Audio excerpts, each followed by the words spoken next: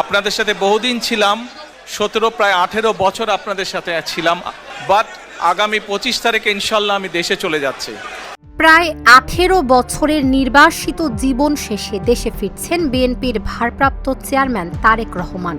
দেশের কোনো আদালতে তার বিরুদ্ধে আর কোনো মামলা না থাকায় নিরপরাধ ব্যক্তি হিসেবেই তার প্রত্যাবর্তন হচ্ছে বলে জানিয়েছেন তার আইনজীবীরা। আগামী 25 তারিখে ইনশাল্লাহ আমি দেশে চলে যাচ্ছি। 2007 সালের 7 মার্চ সেনা সমর্থিত তত্ত্বাবধায়ক সরকারের সময় মইনুল রোডের বাসা থেকে গ্রেফতার করা হয় বিএনপির তৎকালীন সিনিয়র যুগ্ম মহাসচিব তারেক রহমানকে। অভিযোগ রয়েছে, গ্রেফতারের পর অজ্ঞাত স্থানে রেখে চোখ বেঁধে দীর্ঘ সময় নির্যাতন চালানো হয় তার ওপর। 2008 সালে জামিনে মুক্তি পেয়ে চিকিৎসার জন্য সপরিবারে লন্ডনে যান তিনি। তবে নির্বাসনে থেকেও থামেনি মামলার চাপ। সেনা সমর্থিত সরকারের আমলে 13টি এবং আওয়ামী লীগ সরকারের সময়ে তার বিরুদ্ধে দায়ের হয় আরও 72টি মামলা।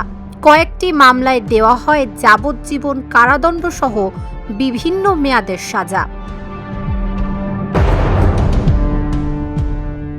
গত বছরের 5 আগস্ট রাজনৈতিক পট পরিবর্তনের পর একে একে সব মামলা থেকে খালাস পান তারেক রহমান। বিএনপির আইনজীবীরা জানান, অন্তর্বর্তী সরকার নির্বাহী আদেশে মামলা প্রত্যাহারের প্রস্তাব দিলেও তিনি আইনি প্রক্রিয়াতে মামলামুক্ত হওয়ার সিদ্ধান্ত নেন। বিএনপি নেতারা বলছেন, দীর্ঘ আইনি লড়াই ও রাজনৈতিক সংগ্রামের মধ্য দিয়ে তারেক রহমানের এই প্রত্যাবর্তন দেশের রাজনীতিতে নতুন মাত্রা যোগ করবে।